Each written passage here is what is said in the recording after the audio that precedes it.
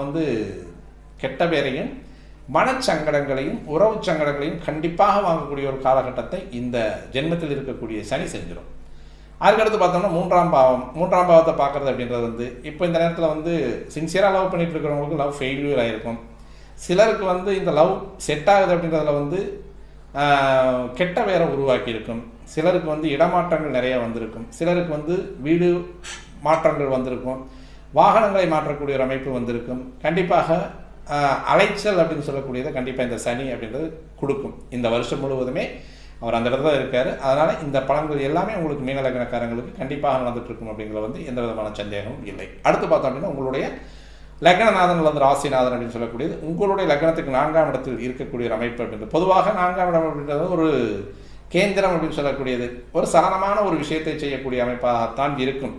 லக்னாதிபதி அப்படின்ற ஒரு அந்தஸ்து, ராசி அதிபதி அப்படின்ற ஒரு அந்தஸ்தில் இருக்கக்கூடிய குரு தனக்கு ஒவ்வாத வீடு அப்படின்னு சொல்லக்கூடிய மிதுன வீட்டில் புதனுடைய வீட்டில் இருக்கக்கூடிய ஒரு அமைப்பு அப்படின்னு சொல்லக்கூடியது கொஞ்சம் சிரமமாக இருக்கக்கூடியது. அதை சனிக்கு சொல்கிற மாதிரி அர்த்தாஷ்டம குரு அப்படின்னு கூட சொல்லலாம். இது காரணம் 4-7 போகும்போது அந்த 4ஆம் இடமும் 7ஆம் இடமும் இந்த மீன வீட்டிற்கு அல்லது தனுசு வீட்டிற்கு அது பாதக வீடுகளாக இருக்கிறதுனால அங்கே போகும்போது பொதுவாக வண்டி வாகனங்களில் பிரச்சனை, பழுது, அதேமாதிரி வீடு வாசல் அப்படின்னு சொல்லக்கூடிய 4ஆம் இடத்துக்கு குரு வந்துருச்சு. அதனால் வந்து அந்த இடத்துல வீட்டை வந்து எக்ஸ்டெண்ட் பண்ணுறது, ரெனோவேஷன் பண்ணுறது, வண்டிக்கு செலவு பண்ணுறது, ஒரு வண்டிக்கு 2 வண்டி ஃபினான்ஸ் போட்டு வாங்கி அதில் வந்து நஷ்டம் அடைகிறது, இது மாதிரியான ஒரு விஷயங்களெல்லாம் கண்டிப்பாக செய்யும். அதே மாதிரி வந்து ஒரு வரப்புக்கு வயலை வைக்கிறது அல்லது காட்டை வைக்கிறது அப்படிங்கிற மாதிரியான ஒரு விஷயங்களெல்லாம் இந்த இடத்துல கொண்டு வந்து செஞ்சு வச்சு தருவார்.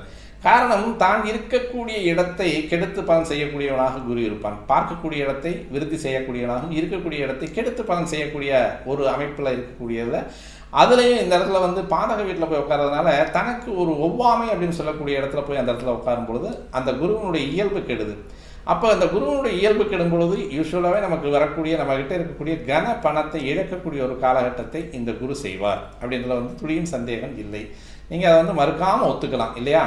அதுக்கடுத்து இவருடைய 5ஆம் பார்வை அப்படின்னு சொல்லக்கூடியது உங்களுடைய லக்னம் அல்லது ராசிக்கு 8ஆம் இடத்திற்கு விழுகக்கூடியதும் அதற்கடுத்து வந்து தன்னுடைய வீட்டை தானே திரும்பி பார்க்கக்கூடிய கிரகமாக உங்களுடைய லக்ன ராசிநாதன் அப்படின்னு சொல்லக்கூடிய குரு மிதுன வீட்டிலிருந்து 7ஆம் பார்வையாக உங்களுடைய 10ஆம் இடத்தை பார்த்ததும் அதே மாதிரி வந்து உங்களுக்கு 12ஆம் பாவம் அப்படின்னு சொல்லக்கூடிய கும்பராசியை பார்த்ததும் ஓரளவுக்கு நன்மையை தரக்கூடிய ஒரு அமைப்பாக இருக்கும். அப்போது 8, 10, 12 இந்த பாவங்களை குரு பார்க்கக்கூடிய ஒரு அமைப்பு அப்படின்னு சொல்லக்கூடியது. அப்போ 8ஆம் பாவத்தை பார்த்தா விருத்தி செய்யுமா சார் அப்படின்னு பார்த்தோம்னா, அதாவது கடன் இருக்கிறவங்களுக்கு வந்து கடன் அடைபடுவதற்கான வாய்ப்புகள் நிறைய உண்டு. சொத்தை விற்று கடனை ஈடுகட்டுறது அல்லது வண்டி வாகனங்களை விற்று கடனை ஈடுகட்டுறது அப்படிங்கிற மாதிரியான ஒரு வாய்ப்புகள் எல்லாம் உண்டு.